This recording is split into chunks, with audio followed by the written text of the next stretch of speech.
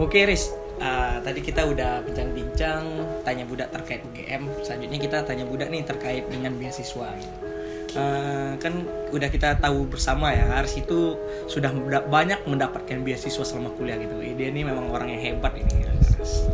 Terus apa aja sih Riz beasiswa yang udah Haris dapat dari semenjak awal perkuliahan hingga saat ini? Kalau misalnya awal itu aku dapatnya beasiswa di Atos. Nah itu tuh nge-cover biaya kuliah sama uang saku, program pembinaan asrama, sama kalau misalnya mau lomba itu di support prestasi gitu. Beasiswa di Atos. Terus ada beasiswa Paragon. Kalau Paragon itu 2.500.000 per 3 bulan, uang saku doang. Terus setelah Paragon ada namanya beasiswa Excel Future Leaders. Nah kalau beasiswa Excel Future Leaders ini adalah beasiswa kepemimpinan. Jadi ini beasiswanya benar-benar basicnya soft skill. Kita nanti ada pelatihan management change, terus juga effective communications, terus entrepreneurship dan innovations. Jadi kita nanti seru sih kalau untuk Excel Future Leaders ini, kayak kita benar-benar dihadapin dengan situasi industri gitu. Jadi kita nanti dipersiapkan ketika lulus tuh kamu akan menghadapi namanya dunia kerja kayak gitu, dan kamu harus bener-bener set, kamu harus bisa different dari orang lain, karena kan banyak sekarang nih lulusan kerja yang dia itu nggak dapat pekerjaan, masa tunggu kerjanya lama kayak gitu. Nah di Excel Future Leaders sebenarnya nge-create kita jadi orang yang punya power gitu loh, jadi profile tuh punya power kayak gitu Excel Future Leaders. Terus ada National Conference juga di Jakarta kemarin aku udah lalui, terus banyak sekali challenge-nya. Jadi aku ingat banget di Excel itu dulu kemarin pas Natcon di Jakarta itu kita ibaratnya memerankan menjadi seorang pemerintah. Jadi aku di situ dijadikan menteri kehutanan. Jadi ada masalah case. Jadi kita harus benar-benar mempresentasikan ini program kerja kita ke presiden. Jadi ada presidennya istilahnya. Namanya tuh Lead Indonesia kayak gitu-gitu. Jadi benar-benar diajarin kamu kalau misal di situasi yang kayak ini pressure-nya gimana kamu nekannya. Itu di Excel dapat. Alhamdulillah di sana aku akhirnya menang runner up Lead Indonesia juga di sana kayak gitu-gitu. Terus Excel Future Leaders apa lagi ya? Terus beasiswanya ada, alhamdulillah. Jadi aku kemarin baru keterima beasiswa Jaso Scholarship. Ini mungkin mirip kayak beasiswanya Jeremy Paulin, YouTuber terkenal itu. Cuman bedanya dia S1. Kalau aku beasiswa research. Jadi insyaallah kalau misalnya pandemi udah selesai, mungkin aku akan berangkat ke Jepang September. Itu di Yamagata University di Faculty of Agriculture. Aku di labnya Plant and Nutrition sama Profesor Wege Cheng dari China. Jadi di situ aku 1 tahun. Jadi aku mungkin probably akan cuci kuliah 1 tahun dan balik Indonesia baru ngelanjutin kuliah lagi. Itu aku beasiswa di situ, beasiswa Jaso namanya. Oke, iya.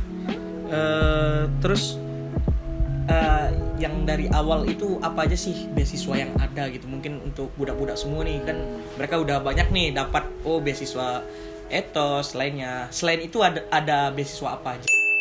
Ya, gitu. Sebenarnya ya kalau untuk di universitas itu banyak banget sih beasiswa. Jadi kayak kalian tuh bingung mau daftar beasiswa apa aja gitu. Bahkan sesimpel dan sederhana bidik misi misalnya. Itu banyak yang bahkan bidik misi, kuota bidik misi UGM tuh nggak pernah penuh gitu loh.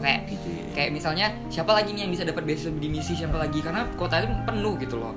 Jadi kayak UGM bahkan sampai susah sih nyari orang yang mau dapat beasiswa bidik misi. Beasiswa PPA lah. PPA juga. Beasiswa PPA. Terus banyak sih kalau di universitas, apalagi ditambah lagi beasiswa swasta.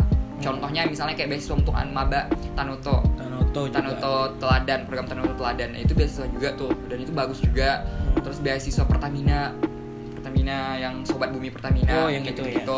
Banyak sih kalau beasiswa. Jadi kayak kita itu bingung mau daftar beasiswa apa aja. Adaro, Venter Mas scholarship untuk beasiswa dari swasta banyaknya minta ampun. Jadi dari UGM pun ada juga beasiswanya. Jadi kayak kalau misalnya teman-teman alasan kuliahnya adalah karena keterbatasan biaya, menurut aku pribadi itu kayak excuse gitu loh, kayak kayak cuman gimana ya, kayak ngerasa bahwasanya itu jadi permasalahan yang paling besar sehingga untuk mau stop kalian untuk tidak kuliah. Padahal sebenarnya there are a lot of scholarship out there yang bisa kalian ambil gitu loh. Jadi untuk kalian yang lagi Kak aku bingung nih, aku sering banget dapat DM Instagram kayak Kak aku bingung nih, aku keterbatasan biaya bla bla bla segala macam. Aku juga I have been there gitu loh, dan I know kayak misalnya aku driven banget untuk bisa kuliah because I know kalau misalnya cuma lulusan SMA you cannot something get gimana ya, kayak ngerasa kayak kalian tuh nanti akan susah nih bersaing di global kayak gitu. Tapi juga bukan berarti yang kuliah nih bisa dapetin pekerjaan dengan mudah. There's a lot of effort juga untuk bisa kesana. cuman please banget kalau misalnya alasannya keterbatasan biaya, banyak banget scholarship di sana kayak gitu. Jadi jangan takut lah terhadap biaya gitu ya. Kuliah, jangan takut kuliah sih karena biaya. Karena biaya itu bisa dicari dengan banyaknya beasiswa, ya itu tergantung kita juga ya, Riz ya. Yap, bener. Tergantung apakah kita harus lihai, harus cermat juga dengan informasi yang ada. Jangan kita hanya berbahu tangan, jangan hanya menunggu informasi gitu. Benar, apalagi kan sekarang manfaatin gadget untuk akses informasi kayak gitu. Jadi apalagi ini generasi millennials gitu kan, istilahnya itu semua informasi itu bisa didapatkan dengan satu tangan. Easy access karena open information. Iya. Itu gimana sih, Riz? Cara-cara mungkin Haris bisa memberikan tips gitu, cara-cara mendapatkan beasiswa gitu. Oke, tips untuk dapat beasiswa dari aku pribadi adalah ini untuk semua beasiswa. Yang pertama adalah make yourself worthy to get the scholarship. Jadi ngerasa kayak kalian tuh layak untuk dapetin itu, dan you have to boost your confidence when you entering that kind of scholarship. Jadi kalau misalnya ketika kalian daftar beasiswa itu, kalian harus percaya diri dulu, karena ketika kalian nggak pede, kalian tuh nggak ngerasa kalau kalian tuh worthy, kalian nggak layak untuk beasiswa itu. Yang pertama. Terus yang kedua adalah know the value of each scholarship. Tahu nilai dari scholarship itu. Misalnya beasiswa Pertamina nyari sosok yang seperti apa sih, beasiswa Etos nyari sosok yang seperti apa, Excel Future Leaders nyari sosok seperti apa. Karena harus benar-benar fit into their requirements gitu. Jangan memaksa mereka untuk fit into your requirement, but you fit into their requirement. Kayak misalnya Excel nyari orang yang punya jiwa leadership yang bagus. Of course, pengalaman yang kalian jual adalah pengalaman memimpin organisasi, pengalaman ketika kalian misalnya memimpin sebuah komunitas dan lain sebagainya. Kalau misalnya beasiswa Pertamina nyari orang-orang yang very concerned on environmental activist, ya kalian usahakan punya kegiatan yang berbasis lingkungan kayak gitu. Tapi kalau misalnya beasiswa kayak misi, PPA, itu kan beasiswa berdasarkan based on nilai ya. Jadi ya make sure nilai kalian bagus gitu. Dan yang ketiga adalah kalau bisa sih beasiswa itu pasti nyari kandidat yang punya something yang bisa di-contribute to society. Jadi kalau bisa kalian pernah ikut volunteerism, kalian pernah ikut kerelawanan, kalian pernah ikut ya kegiatan yang benar-benar dampak ke masyarakat, dan itu beasiswa sangat suka sekali. Aku pernah diskusi sama salah satu penilai dari Paragon. Nah di situ aku bilang kayak apa sih yang dicari sama Paragon ini sebenarnya kayak gitu.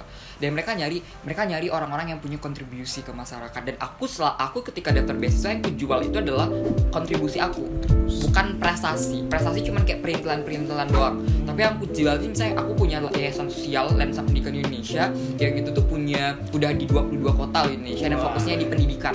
Aku akan cerita itu, dan ketika kita ceritain itu pasti interviewer akan sangat suka dengan kepribadian kita, which is kita tuh bukan hidup untuk diri kita sendiri, but we are living for others juga kayak gitu. Jadi sebenarnya beasiswa itu adalah make yourself worthy dengan segala pengalaman kamu. Oke. Berarti untuk nilai kan di kuliahan itu ada indeks kumulatif ya, IPK gitu ya. Itu IPK itu kita nggak usah bahas IP, itu sangat sensitif dan pribadi gitu kan. Jadi IPK itu sangat penting nggak Riz untuk beasiswa? Enggak ya? Masih enggak. Aku pernah dapat beasiswa Paragon. Itu aku kan semester 2 IP aku jatuh banget ya.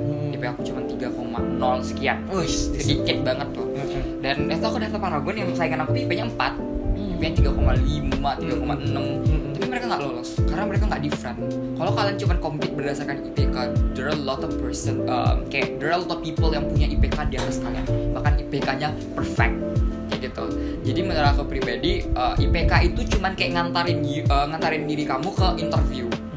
The rest of that yaitu kalian gimana kalian convince kalau kalian worthy to get your scholarship. IPK penting, tapi ada hal yang lebih penting dibanding IPK. Soft skill, your experience in organizations, your contributions, and then those are the things that itu benar-benar sangat-sangat ngebantu kalian untuk dapat scholarship. Bahkan LPDP pernah memberikan statement, they are not looking for someone yang punya IPK tinggi, tapi they don't do something to society. Jadi mereka nyari orang-orang yang punya kontribusi luar biasa ke masyarakat. Instead of IPK-nya mungkin ya 3,3 ya mungkin bagi orang itu kan nggak terlalu bagus lah ya gitu. Jadi ya IPK bukan segalanya, tapi kalau bukan berarti aku nyuruh kalian IPK rendah ya. Tapi IPK bukan segalanya. You should know the value of each scholarship dan make yourself worthy kayak gitu sih. jangan takut ya bagi teman-teman yang IP-nya rendah terus Ya, benar. keterbatasan dana mencari beasiswa jadi minder gitu kan. Ya. Jadi nggak apa, kita yang terpenting itu adalah coba dulu. Ya, you never know the result until you try that. Oke.